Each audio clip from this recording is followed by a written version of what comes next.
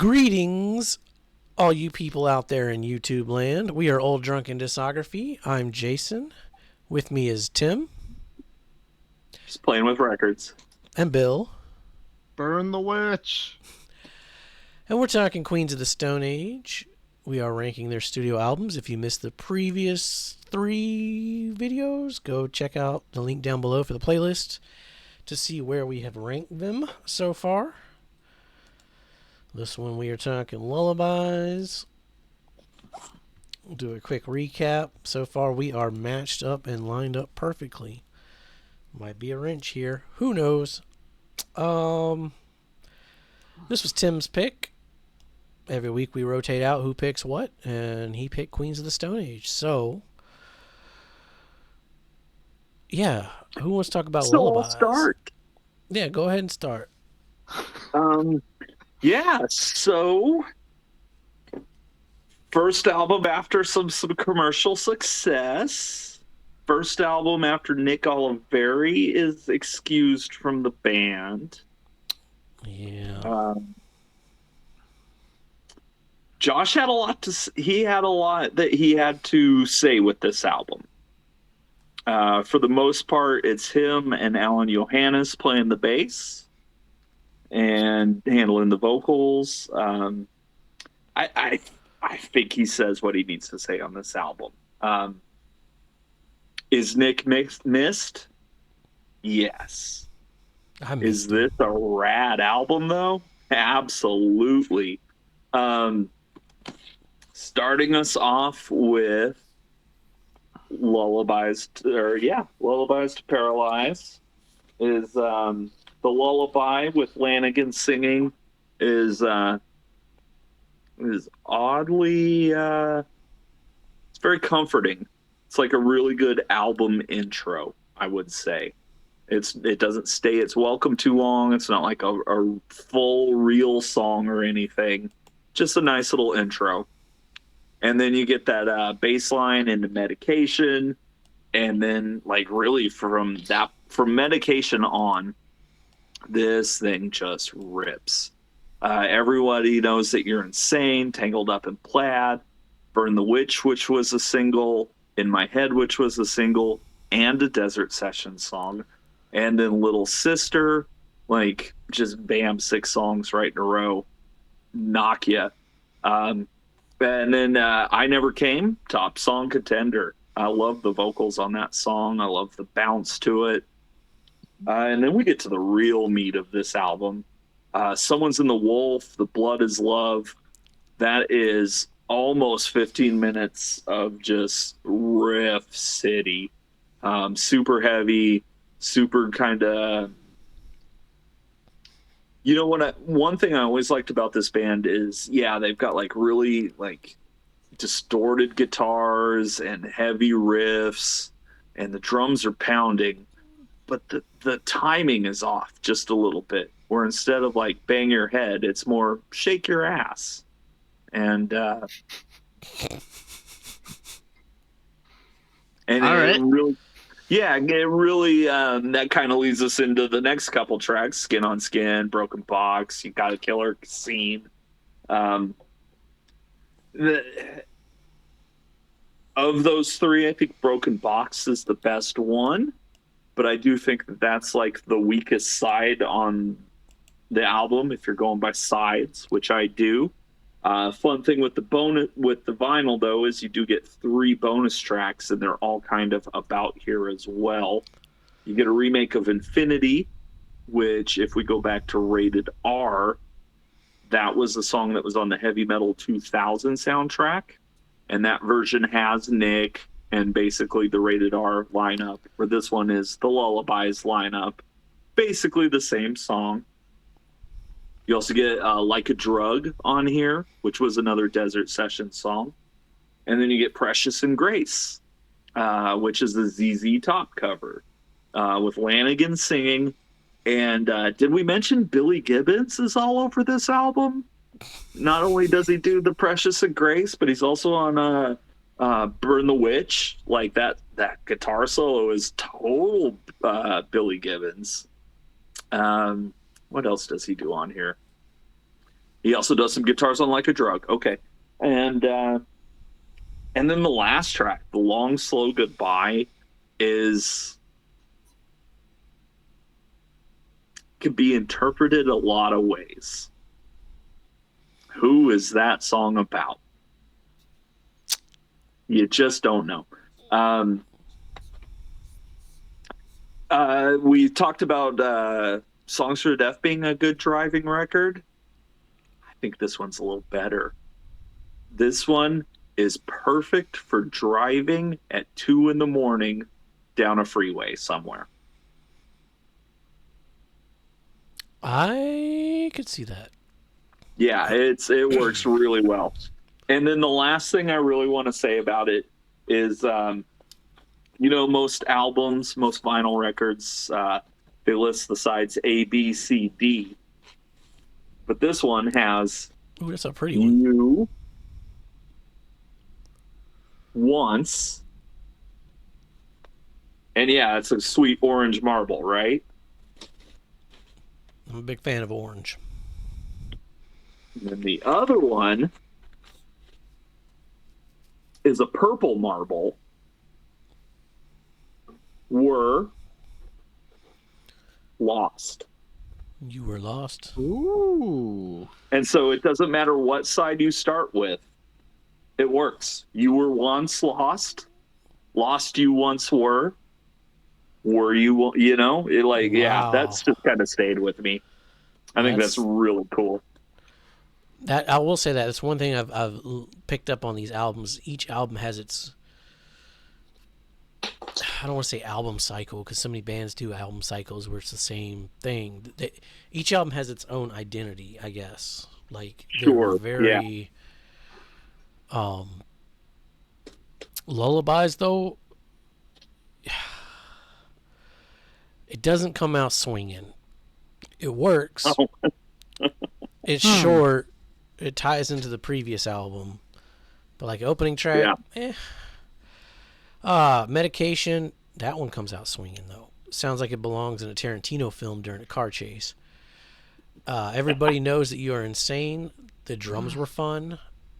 It completely contrasting the guitars in the beginning, and the singing. The Everybody Knows You're Insane part is fun to sing with, especially that pitch drop at the end. Tangled Up in Plaid, again, the cool drum patterns. You can tell they have locked onto that sound and it just works. Burn the Witch, I really liked it. There were like 5 or 6 things going on at once. It was dark, it was atmospheric, but still catchy and upbeat with like 1% Western vibe thrown in for good measure. Then it has this weird almost carnival tempo change thing going on about midway that comes out of nowhere. That one was a trip. In my head, about halfway through this discography, and I've yet to find even a song I don't like. In my head is fucking top tier, fantastic vocal melodies. Little Sister. Did I mention that was a Desert Sessions song as well? Yeah, I think you did. Okay. Yeah. I Never Came. Someone's in the Wolf. Holy shit. The guitar should have been repetitive and annoying, but holy shit, top song contender. This album seems to have a darker overtone to it than the past ones. I'm digging it. The Blood Is Love. The intro to Blood was sick.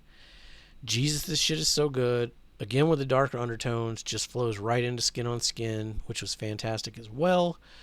Kind of just goes batshit crazy.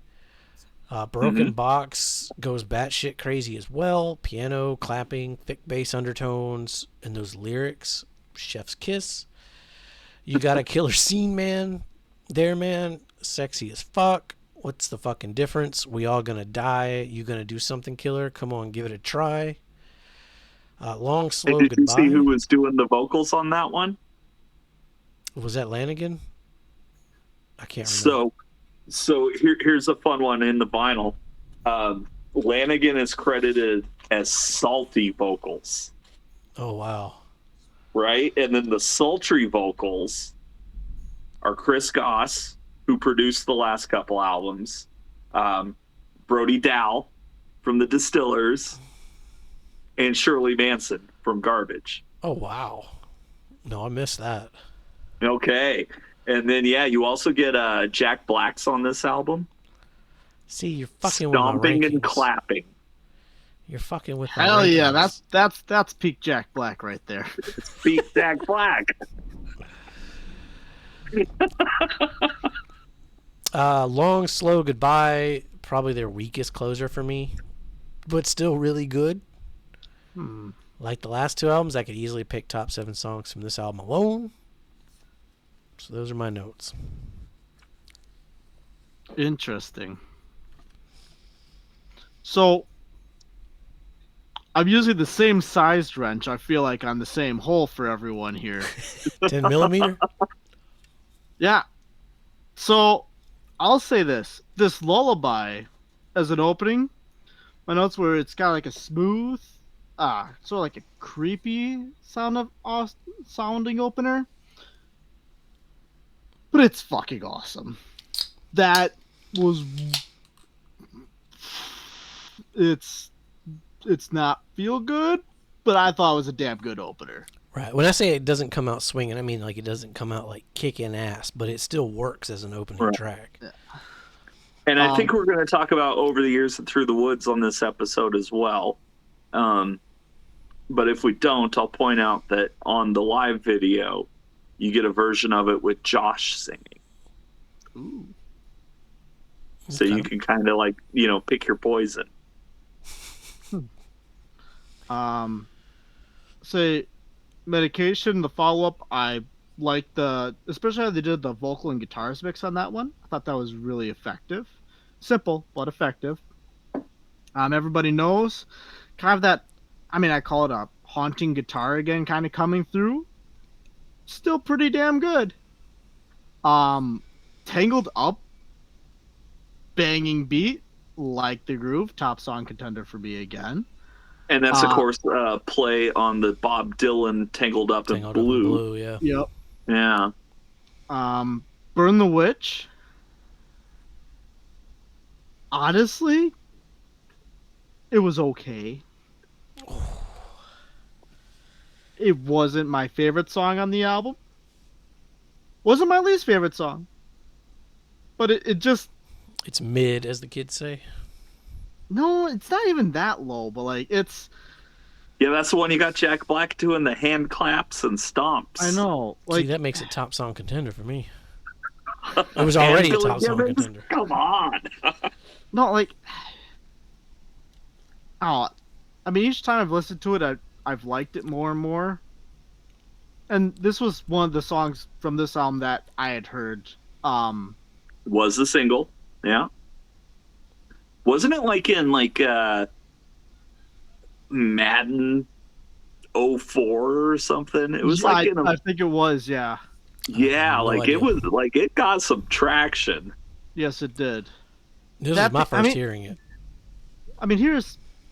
It wasn't doing it for me. It's like this, I'm saying, this is a good song, but it's not something that I wanted to listen to as much as other stuff on this album.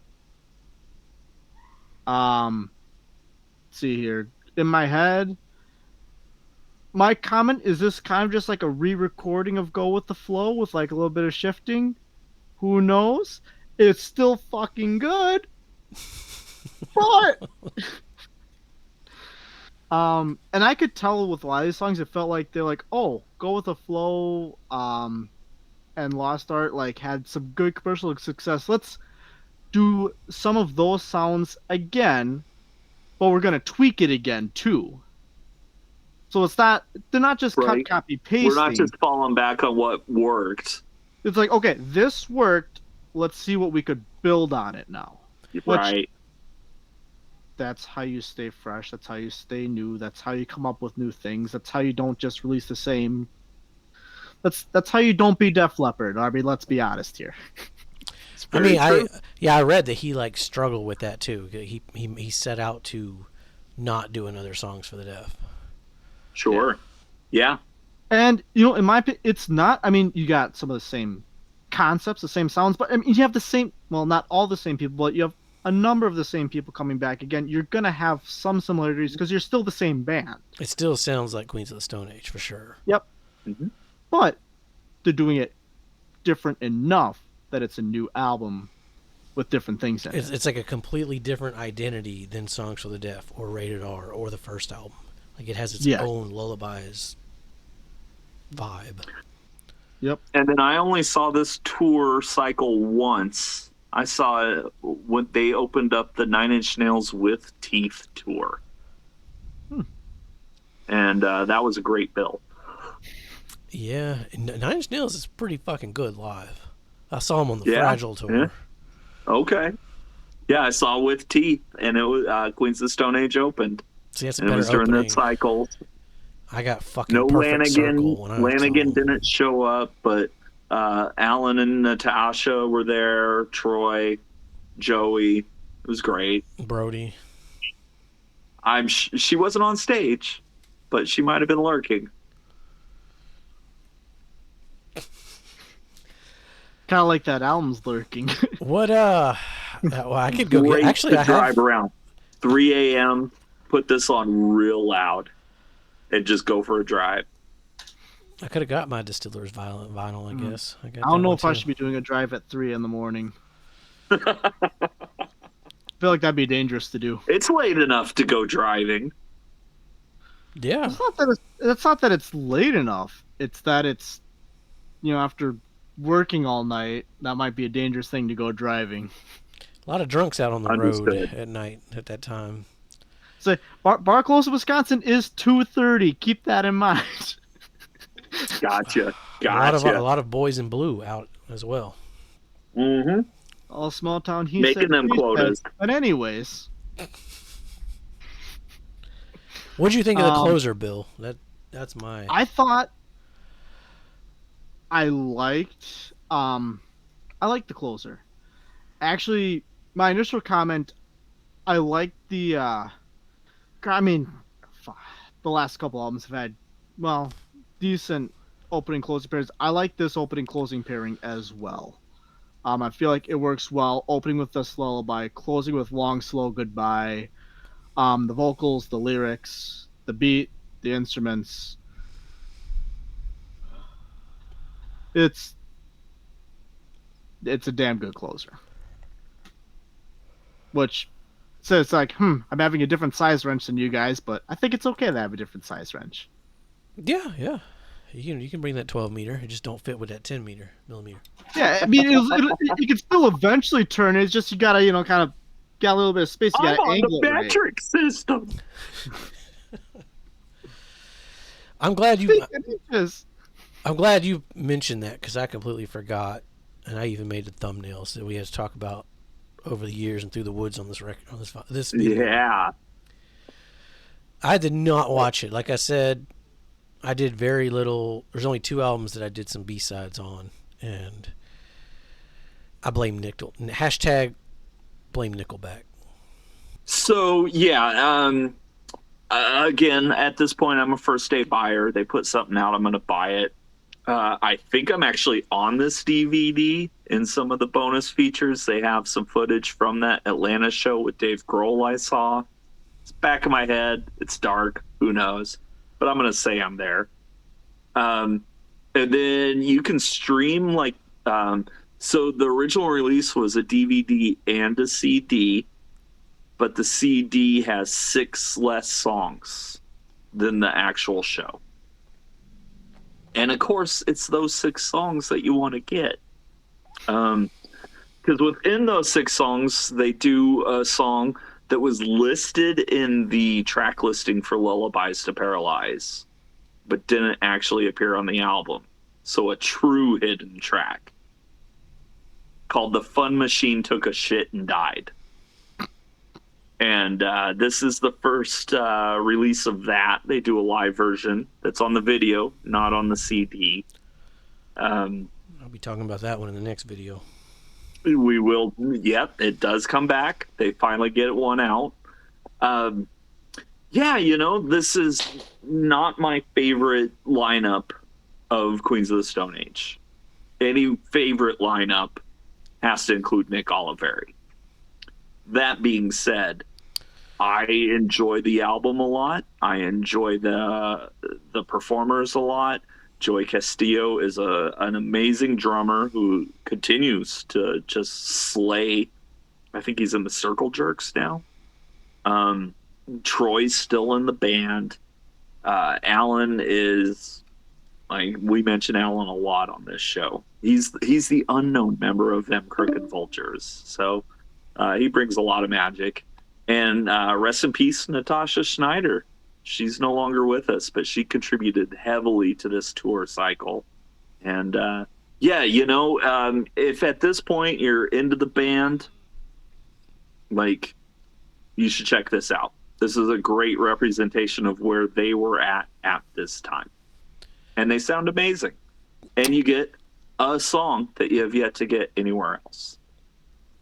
I do like the album cover having the 3 different, Q logos. All the different logos, yeah. The different cues. The different cues. We haven't touched much on the album art, but that's a good album cover, and I think this is my favorite logo by them. Okay. Because that's a pretty cool logo. I could definitely agree with that logo. It's not the one that I used for most of them, but because that one's more known. I think I'm gonna go with the Songs for the Deaf. That one's just too good. It's good too. It's good too. All right. I believe it's Bill's turn to rank, or to guess the ranks.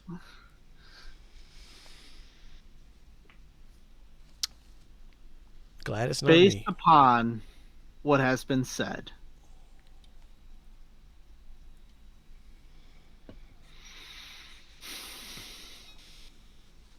this is going to tell how far off I am if I am. I'm going to think Tim is going to move it to number 1. That would be incorrect. Number 2, then. I could live with number 2. Okay. I'll live with number 2. Okay. So we are all going to be different. Okay. Well, you and I might line up. I don't think we are. I think we're using different size wrenches. And actually, you know what? I'm going to say number 2 is wrong as well. Oh, number 3 then? Yeah, it's going to go to number 3. Okay.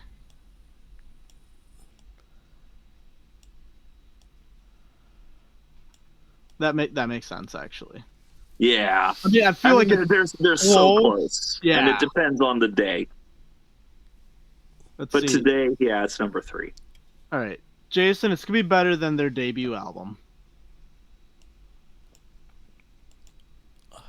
I think you're having it above Songs for the Deaf. Incorrect. No. Just right there, then. Right there. Well, shit.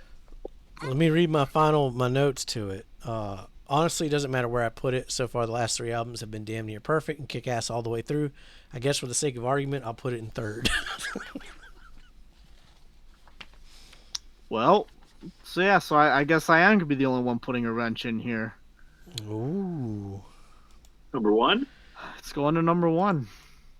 Are you I bringing... applaud it. I applaud it.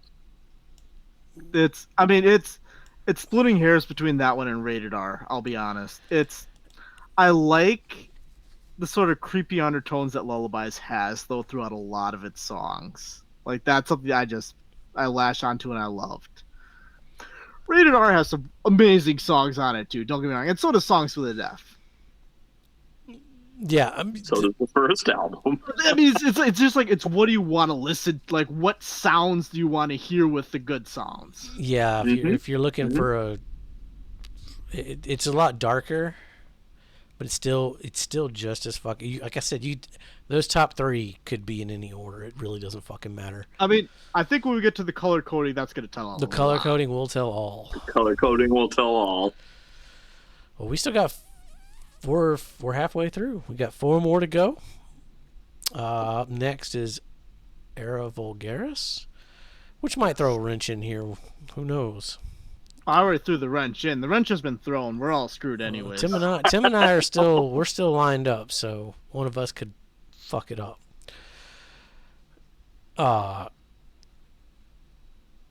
Yeah, like, subscribe, stick around. If you missed the previous videos, go check out the playlist link down below.